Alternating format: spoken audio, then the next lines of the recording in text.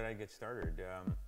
Let me see. I had a Mustang that was originally my mother's. I did so much work on it. My dad gave me the car, but I didn't have it completely painted yet.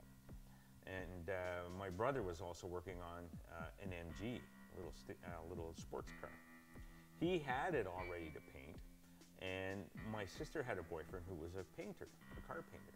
Anyways, this guy never showed up to paint the car, and it was our turn to go into the spray booth. It was a busy Saturday, and a lot of guys doing it themselves, and they wanted to get in there and paint the car, so my brother just wheeled it in and said, "Who wants to give it a try?" So I went and gave it a try, and man, it ever turned out nice, and that hooked me just like that. And but I've always had a passion for doing custom cars. And even though I was working in dealerships or in collision shops, anytime a guy came in with a custom car, I would somehow be able to nose my way into the job. I'm now in a shop here in my house, well, next door to my house. I built this shop about 4 years ago, and it took me about 4 years to build it simply because I just picked away at it, in my evenings while I had a larger shop. Well, while I was at that larger shop, I had 5 guys working for me. And then before that, I was by myself in a small shop in Perry Sound, right in the town, and just picking away, trying to get a name for myself. What I would do is I would do cars for local people or whatever in the hopes they would take it to car shows. Now, I was reaching the point in my old shop where my wife was really getting on me about, like, you got to start making some money here. So I thought, I'll take one more shot at it here. And this guy asked, because this guy was going to car shows all the time. And this guy was one of those guys that just wanted people to recognize his cars and be well known. So I gave him a smoking deal on the body and paint job. And so I happened to bump into him at a car show after this red one was shown in London. And he says, "Oh, guess what? You're just the guy I need to talk to." So I decided this was going to be the last job I did where the guy was getting a really cheap job in the hopes that I would get noticed. The car did so well, it ended up on the cover of 4 different car magazines, and I was getting phone calls from all over the place. And that was really the car that was a breakthrough for me. The next car I did was this 33 Ford over here, and that car there, I would imagine probably the owner had about $350,000 into that car.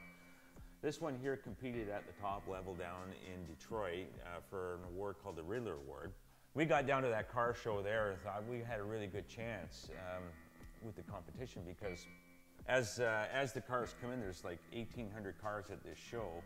The people that are competing for the top awards, they usually put them up near the front of the show, so they bring them in on a Tuesday. The show's not until the weekend.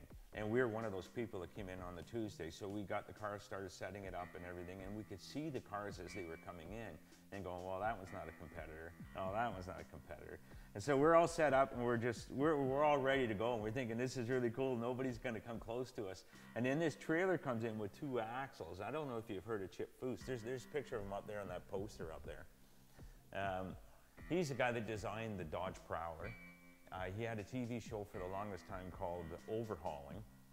And he shows up with this big trailer and rolls this car out, and it was like our balloon just went like this, right? But he was setting up right beside us, and we thought, this is really cool because we'll be able to spend the weekend hanging around with this guy, and we'll get to bump into him and talk to him and see about what he's doing and whatnot. Anyways, he ended up winning the car show.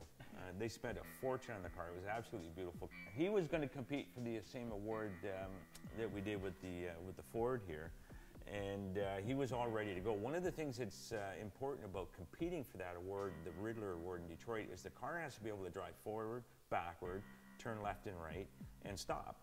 Now this award here, you get $5,000 if you win that one. And then he won another award the following year down in Toronto. It was the inaugural award for that particular show, and it was $10,000. They wanted to draw people over to that show. There's a lot of competition goes on between the shows. For instance, down in Toronto, there's 2 shows. There's one that used to be called Performance World, and there was another one called Speedorama. The way it worked out was Performance World was basically the premiere show. The idea was that they wanted you to show your car at their show first and not the other one in Toronto. These cars are about people, one, their ego stroked, and they just want people to notice them, is what it really gets down to.